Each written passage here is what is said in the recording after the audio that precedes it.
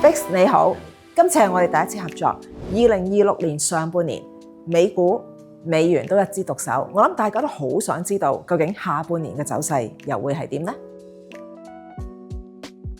展望下半年 ，Bix 你認為有啲乜嘢主要因素會主宰住嚟緊嗰個金融市場呢？我睇大概有3個因素會影響下半年嘅走勢啦。第一就係美國嘅息口去向啦，因為上一次6月聯儲局開完會之後點陣圖，似乎暗示美國有加息嘅機會嘛。咁所以我諗下半年市場都會關注究竟美國經濟數據如何啦，同埋係咪真係有加息嘅可能啦。第二就係美國嘅中期選舉，因為即係去到11月就有中期選舉舉行啦。咁共和黨呢個時候咧喺眾議院係仍然大幅落後嘅，喺參議院嘅選情咧係十分之接近嘅。咁我估白宮有機會喺下半年咧會推出一啲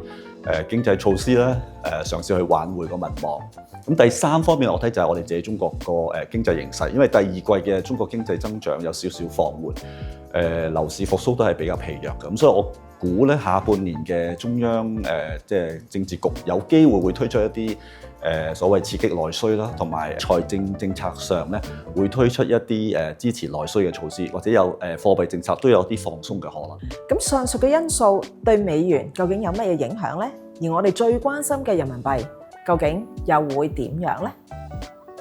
我睇美國加息嗰個嘅機會有機會會慢慢一路推後嘅，因為油價喺5月開始就一路大幅回落啦。6月相對5月嗰個按月其實係下跌咗差唔多16%，咁所以嚟緊1-2個月嘅美國通脹數據咧有機會係開始係降溫㗎啦。咁所以7月份嘅聯儲局會議咧差唔多好有可能係利率不變㗎啦。咁但係問題就係話喺嗰個會議裏邊咧會唔會即係話係暗示嚟緊嘅加息嘅機會係冇咁大咧，就令到利率期貨市場咧將下半年嘅加息嗰個預期咧一路推後，咁呢個會有助咧壓抑翻美匯嘅走勢。咁所以美匯有機會喺下半年咧就開始逐漸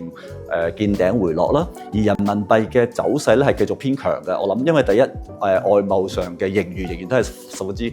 大啦。第二就係話咧今次譬如中東嘅戰爭嘅地緣嘅形勢，亦都係有利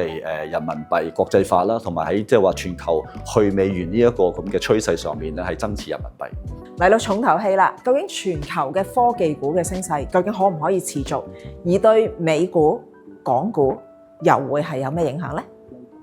嗱 AI 股雖然即係話以美股或者係半導體股份嘅估值雖然係偏高啦，咁但係第一美國息口不變係有助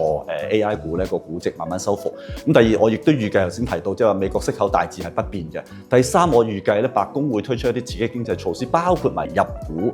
直接入股呢啲嘅 AI 企業啦，或者係推出一啲監管放鬆嘅動作。咁所以對於美股嘅形勢，我諗下半年應該都會係繼續反覆向好嘅。對港股都有支持，因為港股都係譬如受惠於美國息口不變同埋內地嘅經濟措施。咁所以我睇港股開始係呢啲水平咧，慢慢都有一個吸引力。咁同埋下半年咧係會即係逐漸回升翻，我諗去翻年初個水平。